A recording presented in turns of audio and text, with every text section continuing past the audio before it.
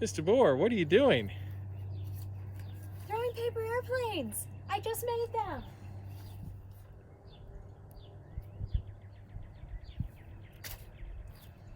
Whoa.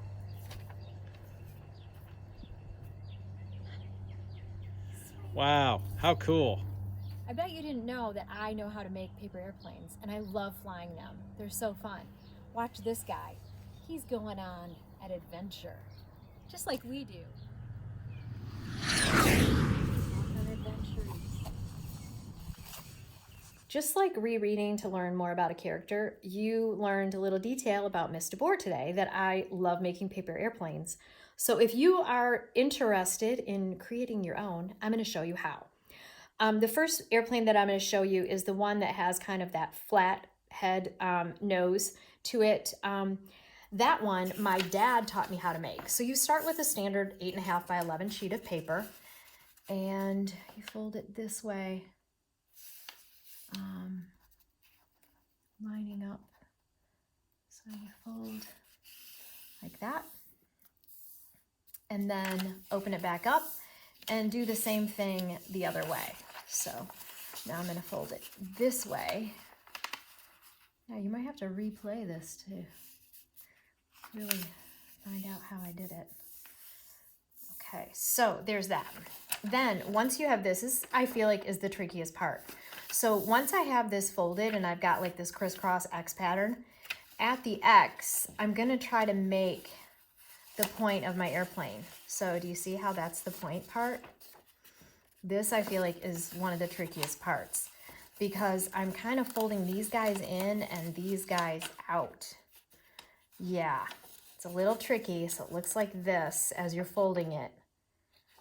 I'm starting at the top, kind of moving these sides in so that I have a pointed tip up here at the top. And then when I lay it flat, see how that matches up? Okay, so I'm matching. So now it looks like, you know, a house, you know, or a big, you know, tent. From this point now, I'm going to fold in each one of these flaps like this, and I'm going to make a diamond shape, or actually it's more like a square. It's two triangles. So I'm making a triangle on this side, and then I do the same thing over here. So I've got this flap now, and I make a triangle on this side. Aha, okay. And then this is how I make my flat nose at the top, is I'm folding this over in a small triangle shape, like this. And it's just that much to be able to see how I'm gonna fold these little wings in. We're gonna fold and tuck, believe it or not. So there's one layer that's kind of loose, but this top layer has a little tiny pocket, and that's what I'm tucking into. So I tuck into that pocket. Meanwhile, very carefully kind of folding that. Aha. And then very carefully folding this like that. Aha. Okay, see? That's how that is, and it's all tucked in. Yeah, some of my friends that are really good at origami, this will be right up your alley. So now that I've got it like this is what's cool, is it keeps like this little wind tunnel in there.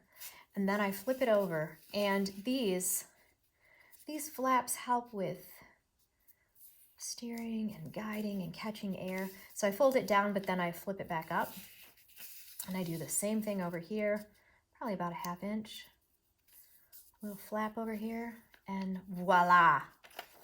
And then this part, that V, kind of gives me the place where I can handle my airplane so I can off. Okay. The second airplane that I'm going to show you is the more traditional, simple type airplane that you can make. It has that really pointy needle nose.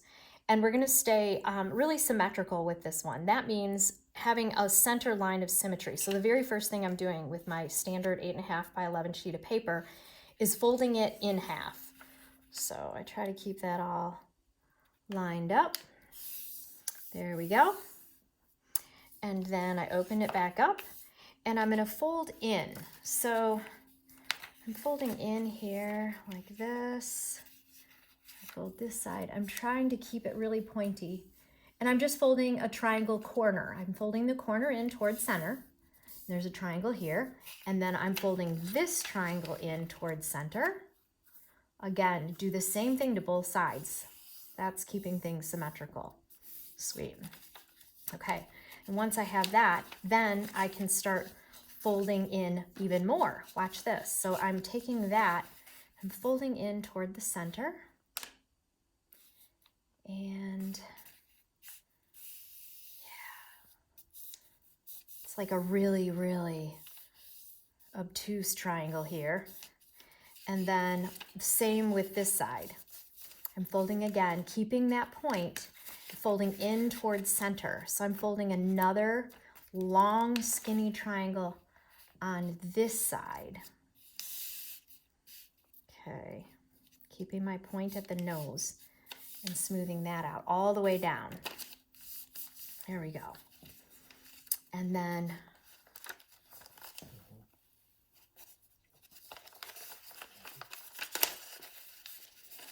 okay, once I have that, then look at this. I have the beginnings, but I gotta fold back those wings again. So here's what I'm gonna do. I'm gonna fold back this side. So once I have this in half again, that's whole symmetry thing going on. You see all the parts? Okay, once I have it like this, I need to get those wings. So I'm gonna line them right up, just like I did before, and keeping the nose really pointy. Okay, and smooth that out. Really pointy nose. And then same thing, I like to flip it over to match it up. So then I'm matching this side with these nice wings. Look at that beautiful pointed nose on my airplane.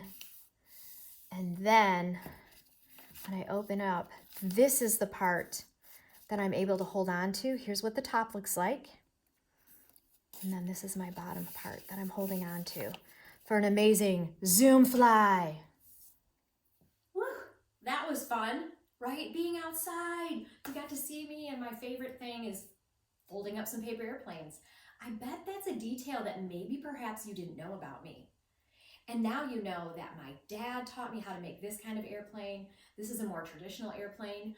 When you discover those new details about a person, you might think, what am I learning about Miss DeBoer? Or what am I learning about a character? This is going to help us go deeper with our character study today. We're in reading session 8, and today I want to teach you about rereading. And when you reread, you don't just see new things in the story, you notice new things about the characters. You discovered something new about Miss DeBoer today, perhaps, and that's what rereading can do for you in learning about characters. So our anchor chart, I'm adding today this, reread to learn more about the character. Let's find out more about Mr. Putter and Henry. Today, I want to teach you that when you reread, you don't just see new things in the story, you also notice new things about the characters. And when you discover those new details, you can think, what is this teaching me about this character? One of the things you might do is pay attention to how characters act. For instance, what kind of gestures? Are they blowing kisses? Are they down on one knee? The way a character moves, like the big bad wolf, huff and puff. There might be some dialogue tags like he cried, or he shouted, or he replied. That all helps me know, how is the character, what kind of mood is the character in? Or how are they answering that person? The word choice. Cinderella went, walked, rushed, hurtled down the stairs. Wow. The word hurtled means something very different from went. Went is just doo-doo-doo. Hurtled is like she's in a rush, like she's out of there. Other things you might notice is parts of the text that explain the character's motives, like they wanted or they needed or they believed or they hoped for or they had to, or they loved, or was hurt by. I'm going to use these kinds of things. I'm going to really pay attention to them in the books when I read today, because I'm noticing and discovering new details about my characters. Another thing you might notice about your character, and this is another sheet of kind of some precise words that you might use when you're describing your character. So for instance, a character's personality. You might say that character's really smart, but some other words that mean the same as smart might be genius or hardworking, intelligent, clever, problem solver, creative. If you say someone is nice, here's even better words: patient, forgiving, optimist, positive, caring, friendly, thoughtful. If you're describing a character as being brave, there might be words in the story that say things like grit, or they're resilient, courageous, tough. If a character is behaving in a mean way, like if they're a bully, they might be jealous or misunderstood or bully or lonely, scary, spoiled, envious, cruel. Yeah, sometimes that's what the character is, especially if there's a villain in our story or just, a mean character. If a character is shy, they might be an introvert or quiet or timid or a loner or left out, or maybe they're just independent. These are some words that I'm going to think about when I'm noticing my characters. Today, we're going to learn even more about our characters by rereading. I'm going to go back to Mr. Putter and Tabby. We're going to reread because that's the whole point today, is I'm rereading to learn more about my character. I'm going to read to find out more about Mr. Putter. So I'm starting right back at chapter 1, the very beginning, and trying to notice more. Chapter 1, baseball. Mr. Putter and his fine cat Tabby loved to nap in the summertime. They loved napping in the garden. They loved napping on the porch. They loved napping in the car. I assume that's just the cat, right? See, now I'm seeing something silly that I didn't notice before. Tabby's napping. I assume Mr. Putter is driving. Do you ever nap in the car? I sometimes do if my husband is driving. It seems that we nap all the time, Mr. Putter said to Tabby one day. Tabby was old, and her frisky days were over. She loved napping. I think we need a sport, said Mr. Putter. Tabby opened one eye. Even on this reread, I'm learning more about Tabby, right? Old and her frisky days are over. I think we need baseball, said Mr. Putter. Tabby opened the other eye. I wonder where my old mitt is, said Mr. Putter. He headed to the basement. Tabby was wide awake now. Here's the cat, wide awake. Maybe she's excited now. And look at all of this. Look at all this stuff that's down here. This time I'm even noticing a sled. This bike. I'm not sure I noticed that bike before. And even the bike has one of those horns on it. That's hilarious. Some paint cans. Maybe Mr. Putter likes to paint the walls in his house. This is even the roller for the paint. Aha. This looks like some sort of old ship of some sort with sails, a sailboat of some sort. Super cool. Roller skates. So he's sporty. Maybe he used to type. Here's a typewriter. I already on this reread are finding more about it from the words and from the picture. More about my character, Mr. Putter. Chapter 2 is called The Team. Are you noticing more? I'm looking at the calendar in the background. I never noticed this before. It's July, which we all know is the best month of the year. Wink, wink, all my July birthday friends. So he's on an old phone, right? Many old books have this, with these old phones that we hardly ever see anymore. The team. Mr. Putter found his mitt. Now, all we need is a team, he told Tabby. Mr. Putter called his friend and neighbor, Mrs. Teaberry. He already has his mitt on. Did you notice that before? He is really ready to play. I think he's excited. And even on the July calendar, there's a baseball player. It's all tying in together when I reread to notice more. Mrs. Teaberry would know about a team. She was very sporty. She even walked the dogathon with her good dog, Zeke. Of course there's a team, said Mrs. Teaberry. It's called the Yankee Doodle Dandies. Am I too old to play? Asked Mr. Putter. Heavens, no, said Mrs. Teaberry, handing Zeke a sniffy bone. You will feel young on that team. All the other team players are older, aren't they? And even look at this. Look at her in the dogathon. I'm noticing now it sounds like some sort of race where you're walking with your dogs. And Zeke's got a hat on. I'm learning more about all the characters as I reread. And she said, of course there's a team. And Mr. Putter knew. She's the one to call. Mrs. Teaberry would know about this. Will my knees feel young on the team? Asked Mr. Putter. You are not too old, and neither am I, said Mrs. Teaberry. We'll both play. Ah, maybe she's inspired by him, right? And he said, will my knees feel old or feel young? Because his knees feel old in real life. Because they are, but also maybe his knees caused him some trouble. Sometimes as you get older, your joints aren't as good. As I'm rereading about his knees, I'm wondering about that. This is giving me more details about our character. Mr. Putter hung up the phone. I hope I'm not too old, he said to Tabby. Tabby just purred. To her, Mr. Putter was perfect. Yeah.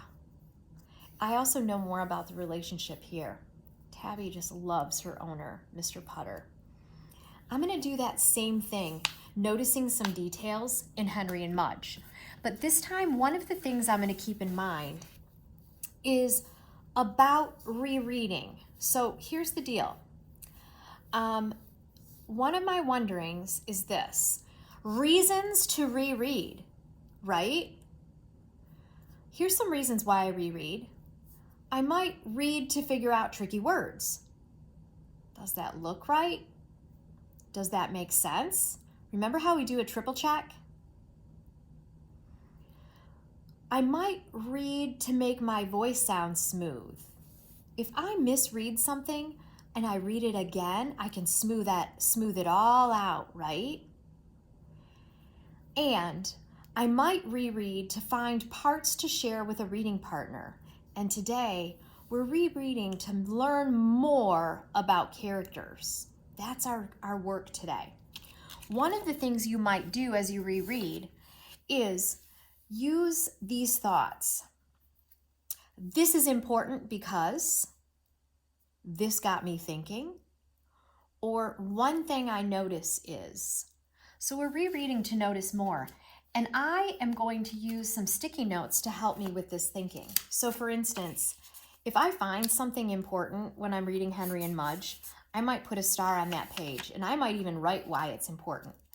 If I want to talk about my thinking, I might do a little cloud with some thought, like a thought bubble. Or if I just want to make sure I point out something, I'm going to put an arrow on it. One thing I notice is you might use sticky note clues like this, and watch me do it while I read Henry and Mudge. So I'm going to reread to notice more. We've read some Henry and Mudge, and when I reread to notice more, I'm going to get some of these materials out of the way. I'm going to save my sticky notes, and I'm moving my book, and I know it probably looks discombobulated to you at home, but guess what? This is what it looks like when you're trying to prepare. So I'm going to reread this part about Henry to notice more. And I'm going to use my sticky notes to help mark my pages so that I'm ready to share. I'm going to move this over a little bit.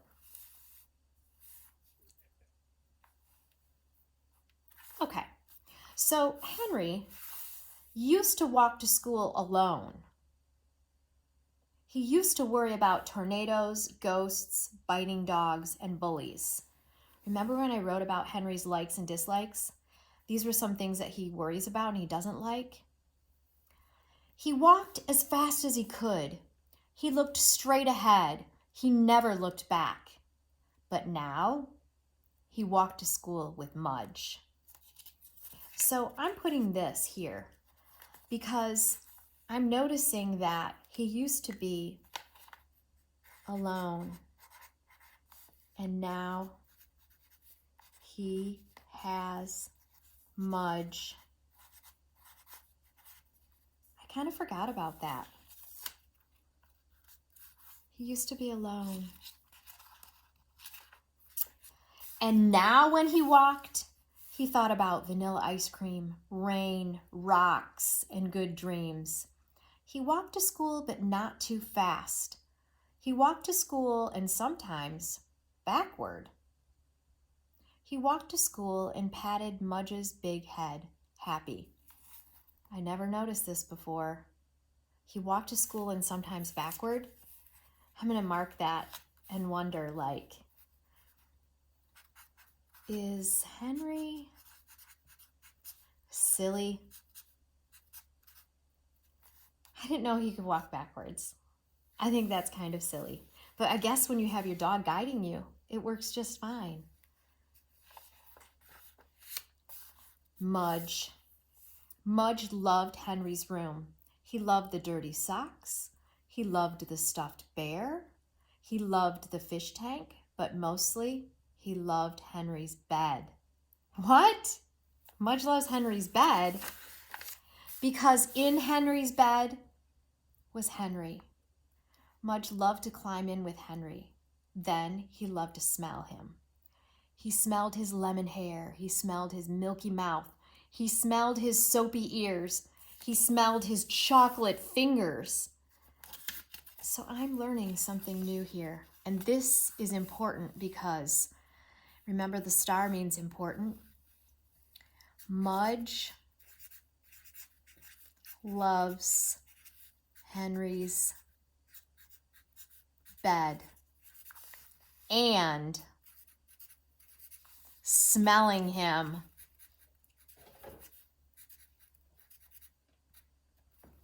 Do you see how I'm learning more about the character as I reread? Your invitation today is to do just that. You can mark your pages with sticky notes if you'd like, or you're even invited to use this piece of paper if your family wants to print it off. And you could write about something that you noticed on rereading, something that you thought was important or something that got you thinking or something more that you noticed. Because today we learned that you can learn even more about your characters by rereading. Today we focused on our character and we found out you can learn even more about characters by rereading. So I want to review. So on our anchor chart where we're meeting our characters along the way, we learn about the character, we pay attention to other characters, and today we reread to learn more about the characters. I want to review what we're doing on our partner anchor chart. On here, because you aren't really pairing up with partners like you are in class, I want to talk about what you're doing maybe perhaps at home, or maybe you're even partnering up with a stuffed animal. That counts, it's totally great. So you might do some retelling to your stuffed animal. You might think ahead and do some predicting. Reread, right? It's on this chart from before. That is a really good thing, and today's focus was on rereading to find out more about our character. Then you're able to introduce characters to each other. We did that in one of our Zoom meetings. You guys were amazing. We met so many characters. And today, this rereading is here again to reread to sound like the character. What would Mr. Putter sound like? He's an old man. He's got a little older voice. And Mrs. Teaberry, she's got a lady's voice. Henry sounds like a young boy.